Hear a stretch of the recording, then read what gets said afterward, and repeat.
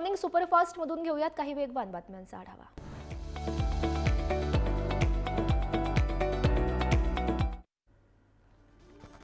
मुंबई उपनगरामध्ये रात्रीच्या सुमारास पावसाची तुफान बॅटिंग। बोरिवलीमध्ये विजांच्या कडकडाटासह पावसानं दमदार हजेरी लावली होती। पावसामुळे काही भागात पाणी साचलं होतं।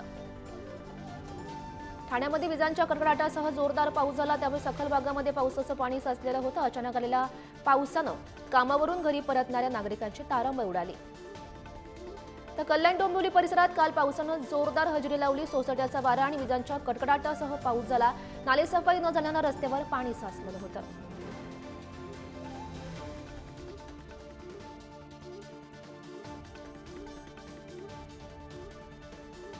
वसई विरार शहरात मुसळधार पाऊस झाला। या पावसामुळे सखल भागात पाणी साचलेलं होतं, त्यामुळे वाहतुकीमध्ये अडथळा निर्माण झाला होता। 8 दिवसांच्या विश्रांतीनंतर उल्हासनगरमध्ये पावसाची दमदार हजेरी लागली आहे। पावसामुळे वातावरणात गारवा निर्माण झाला होता। पावसामुळे काही सखल भागात पाणी साचलं होतं। रत्नागिरी जिल्ह्याला हवामान खात्यानं रेड अलर्ट दिलेला आहे। पावसासोबत वेगवान वारा वाहण्याचे देखील हवामान खात्यानं इशारा दिलेला आहे। पावसाच्या दमदार बॅटिंगमुळे जिल्ह्यातील धरण साठ्यात वाढ झाली आहे। नाशिकमध्ये सध्या रिमझिम पाऊस सुरू असून रात्रभर पावसानं बॅटिंग केली, त्यामुळे वातावरणात गारवा निर्माण झाला। पावसामुळे बळीराजा सुखावलाय। तर आज ठाकरेंच्या शिवसेनेची बैठक होईल। शिवसेना भवनात सकाळी 11 वाजता बैठकीचं आयोजन केलं गेलं आहे। उद्धव ठाकरे यांच्या उपस्थितीमध्ये ही बैठक होणार आहे। दरम्यान राज उद्धव युतीबाबत चर्चा होण्याची शक्यता आहे। अमरावतीमध्ये सुरू असलेलं बच्चू कडू यांचं आंदोलन 7 दिवसांनी अखेर त्यांनी मागे घेतलं। मंत्री उदय सामंत यांच्या शिष्टाईला अखेर यश आलं। आंदोलन मागे घेताना बच्चू कडू यांनी सरकारला अल्टिमेटम सुद्धा दिलेला आहे। उदय सामंत यांनी बच्चू कडू यांची भेट घेत 15 दिवसाच्या आत समिती नेमली जाईल असं आश्वासन दिलंय। समितीचा अहवाल आल्यास कर्जमाफीबद्ध निर्णय घेतला जाईल असं सामंत यांनी स्पष्ट केलंय। बच्चू कडू यांनी आंदोलन मागे घेतल्यानं पालकमंत्री चंद्रशेखर बावनकुळे यांनी आभार मानलेले आहेत। सरकार त्यांच्या मागण्यांवर नक्की विचार करणार आहे, अशी पोस्ट चंद्रशेखर बावनकुळे यांनी केली। अमरावतीमध्ये बच्चू कडू यांना रुग्णालयामध्ये दाखल केलं गेलं। बच्चू कडू यांच्यासह 23 आंदोलनकर्ते उपोषणकर्त्यांनाही रुग्णालयामध्ये दाखल करण्यात आलंय। तर पुण्यामध्ये उपमुख्यमंत्री अजित पवार यांच्या कार्यक्रमात बच्चू कडू यांच्या समर्थकांनी गोंधळ घातला। अजित पवार बोलायला उभे राहताच बच्चू कडू यांच्या समर्थकांनी बच्चू कडू यांच्याकडे लक्ष द्या असं म्हणत गोंधळ घातलाय। बीडच्या संतोष देशमुख हत्या प्रकरणी न्यायासाठी वैभवी देशमुख पुन्हा एकदा रस्त्यावर उतरणार आहे। सोमवारपासून मस्साजोगमध्ये ठिय्या आंदोलन केलं जाईल। देशमुख यांच्या हत्येला 6 महिने पूर्ण झाले तरी सुद्धा अद्याप दोषींना काही शिक्षा झाली नाही। मुंबईमध्ये मनसेच्या कार्यक्रमाला ठाकरेंच्या शिवसेनेच्या नेत्यांची हजेरी होती। राज ठाकरे यांच्या वाढदिवसा दिवशी मनसे आणि ठाकरेंचे शिवसेनेचे नेते एकाच मंचावर दिसल्यानं चर्चांना उधाण आलंय। बारामतीमधील माळेगाव सहकारी साखर कारखान्याची पंचवार्षिक निवडणूक जाहीर झालेली आहे। यासाठी उपमुख्यमंत्री अजित पवार यांनी स्वतः उमेदवारी अर्ज दाखल केला। माझ्याकडे बघून मतदान करा, माळेगाव कारखान्याचा चेअरमन मीच होणार असल्याचं वक्तव्य उपमुख्यमंत्री अजित पवार यांनी केलंय। बारामती तालुक्यातील माळेगाव सहकारी साखर कारखान्याच्या प्रचाराच्या शुभारंभादरम्यान पवार यांनी म्हटलं। नाशिक शहरातील बांधकाम व्यावसायिक संघटनेनं छगन भुजबळ यांची भेट घेतली। पोलीस आयुक्त कार्यालयाच्या जागेवरील 300 कोटी जमीन घोटाळ्याप्रकरणी संघटनेच्या पदाधिकाऱ्यांची भेट घेतली आहे। नाशिकमधील 300 कोटींचा भूखंड घोटाळ्याप्रकरणी शरणपूर गावठाण परिसरात असलेल्या सर्व मालमत्तांची तपासणी केली जाईल। जिल्हाधिकारी जलज शर्मा या मालमत्तांची तपासणी करतील। राज्यामध्ये कोरोनाचे 53 नवीन रुग्ण आढळलेले असून नागपूरमध्ये दोघांचा मृत्यू झाला। मुंबईमध्ये सर्वाधिक 24 नवीन रुग्ण आढळलेले असून यामध्ये नवी मुंबई, ठाणे आणि पुण्यातही कोरोनाचे रुग्ण आढळलेले आहेत। तर मुंबईतील 3ही लोकल मार्गावर आज मेगा ब्लॉक असेल। मध्य रेल्वेवर सीएसएमटी ते विद्याविहार, हार्बर मार्गावर पनवेल ते वाशी, तर पश्चिम रेल्वे मार्गावर सांताक्रुज ते गोरेगाव दरम्यान हा ब्लॉक असणार आहे। प्रफुल्ल पटेल उड्डाण मंत्री असताना बोईंग विमानांची खरेदी केल्याचा दावा नाना पटोले यांनी केला। अहमदाबादमध्ये घडलेल्या घटनेमध्ये दाल में कुछ काला है असा संशय पटोले यांनी व्यक्त केलाय। कोल्हापूरमधल्या पंचगंगा नदीतून तब्बल 50 टन कचरा काढलाय। काल दिवसभर स्वच्छता मोहीम सुरू होती। कोल्हापूरमध्ये सुरू असलेल्या पावसामुळे ओढ्या नाल्यांमधून वाहून आलेला सगळा प्लास्टिकचा कचरा काढण्यात आलाय। उल्हासनगरच्या शिवनेरी रुग्णालयामध्ये डॉक्टरांनी एका व्यक्तीला जिवंतपणे मृत घोषित करून मृत्यूचा दाखला सुद्धा दिला। दरम्यान आरोग्याशी खेळणाऱ्या रुग्णालय प्रशासनावर कारवाई व्हावी अशी मागणी आता नागरिक करतात।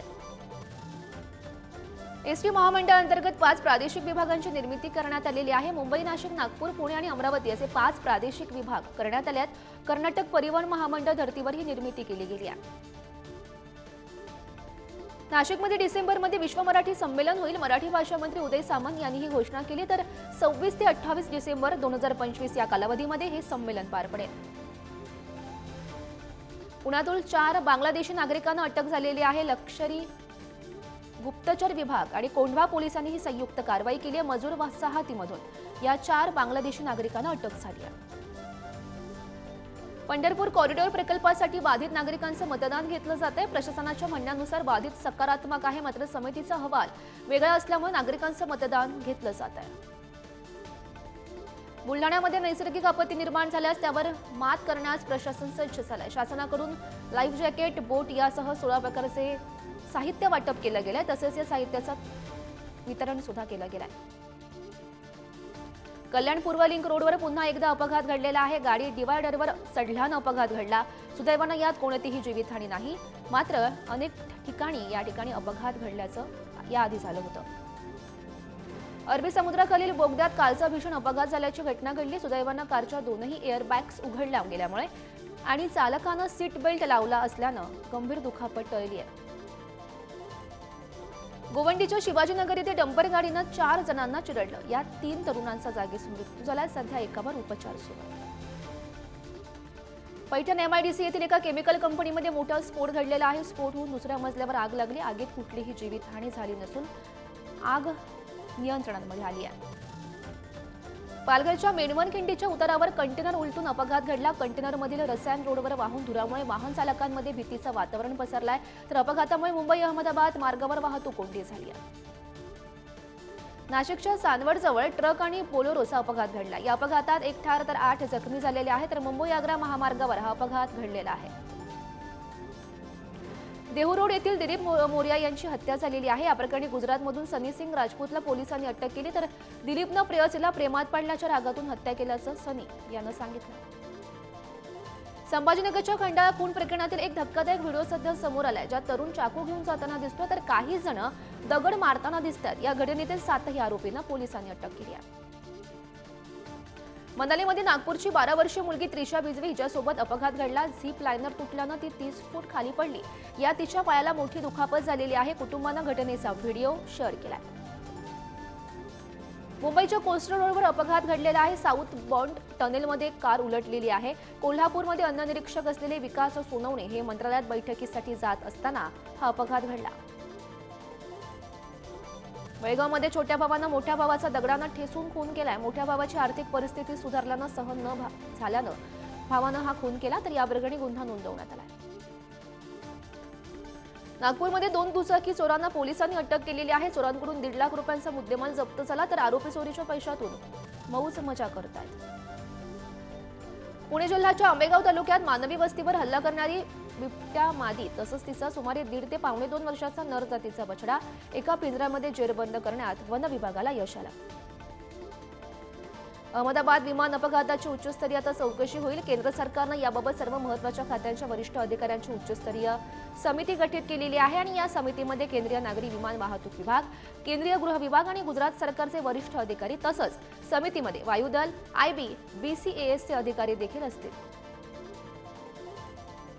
अहमदाबादमध्ये झालेल्या भीषण विमान अपघातानंतर AIBचं पथक तपास त्यांनी सुरू केलेला आहे। नागरी विमान वाहतूक मंत्रालयाच्या अंतर्गत काम करत असलेली AIB ही स्वतंत्र तपासणी एजन्सी आहे, ज्याचे मुख्य कार्य विमान अपघातांची सखोल चौकशी करणं आणि भविष्यात असे अपघात टाळण्यासाठी शिफारसी करणं असं आहे। मणिपूर पोलिसांनी CAPFनं मणिपूरमध्ये मोठी कारवाई केली। सैन्य आणि आसाम रायफल्सच्या संयुक्त कारवाई दरम्यान मणिपूरच्या 5 इम्फाळ खोऱ्यातून मोठ्या प्रमाणात शस्त्रसाठा आणि दारुगोळा जप्त झालाय। 13 आणि 14 जूनच्या मध्यरात्री ही कारवाई केली गेली आहे। MV फॅन हाई 503 या जहाजावरील आगीवर नियंत्रण मिळवण्यासाठी भारतीय नौदलानं मदत पुरवलेली आहे। 13 जून रोजी एरियल सॅल्व्हेज टीम पाठवून भारतानं ऑपरेशनमध्ये मदत केली। तात्काळ प्रतिसाद देत ही सॅल्व्हेज टीम INS गरुड कोची येथून सिक्किम हेलिकॉप्टरद्वारे जहाजावर रवाना करण्यात आली होती। मध्य प्रदेशच्या बालाघाट जिल्ह्यात पोलिसी नक्षलवाद्यांमध्ये चकमक झालेली आहे। चकमकीमध्ये 4 नक्षलवादी ठार झालेत। या 3 महिला आणि 1 पुरुषाचा समावेश आहे। तर पचामा दादरच्या डोंगराळ भागात ही चकमक घडली. इस्रायलनं इराणवर हवाई हल्ले केलेले आहेत, ज्यात 78 लोकांचा जीव गेलाय. 320 पेक्षा जास्त जखमी झालेले आहेत. या हल्ल्यात इराणचे प्रमुख कमांडर आणि वैमानिकांचा समावेश आहे. तेहरानच्या रस्त्यावर मृत्युमुखी पडलेल्या या कमांडर आणि शास्त्रज्ञांची प्रतिमा लावण्यात आली. इराणच्या हल्ल्यानंतर इस्रायलच्या रिशोन लेजियन भागात नुकसानीचे ड्रोन व्हिडिओ सध्या समोर आले आहेत. इराणने इस्रायलवर क्षेपणास्त्र हल्ले केल्यानंतर 3 लोक ठार झाले आहेत, तर डझनभर लोक जखमी झालेले आहेत. याआधी सुद्धा इस्रायलने इराणच्या आण्विक कार्यक्रमावर आणि लष्करी तळांवर हल्ले केलेले होते. इस्रायल आणि इराणमधील वाढत्या तणावावर पोप लिओ 14 यांनी गंभीर चिंता व्यक्त केली आहे. त्यांनी दोनही देशांना जबाबदारीनं आणि समजूतदारपणे वागण्याचं आवाहन केलं आहे. इस्रायलने इराणवर हल्ला केल्यानंतर एक नकाशा पोस्ट केलेला आहे, ज्यात भारताच्या सीमा बदलवल्या गेल्या होत्या. जम्मू काश्मीरला पाकिस्तानचा भाग दाखवण्यात आल्यानं भारतीयांनी जोरदार नाराजी व्यक्त केली. या नकाशात इराणच्या क्षेपणास्त्रांची पोहोच दाखवण्यासाठी लाल वर्तुळ वापरलेली होती, ज्यात भारताचाही समावेश होता. अमेरिकेच्या व्यापार दबावामुळे भारताच्या इथेनॉल उद्योगाला आता धोका निर्माण होऊ शकतो. भारतानं पेट्रोलमध्ये 20% इथेनॉल मिश्रणाचं उद्दिष्ट आधीच पूर्ण केले आणि आता 2030 मध्ये 30% वाढवण्याचं लक्ष्य आहे. दिवंगत अभिनेता सुशांत सिंग राजपूतच्या हत्येचे पुरावे नसल्याचा क्लोजर रिपोर्ट सीबीआयनं सादर केलाय. खोट्या कथा रचल्या गेल्याचा आरोप अभिनेत्री रिया चक्रवर्ती हिच्या वकिलांनी या प्रकरणी केलेला आहे.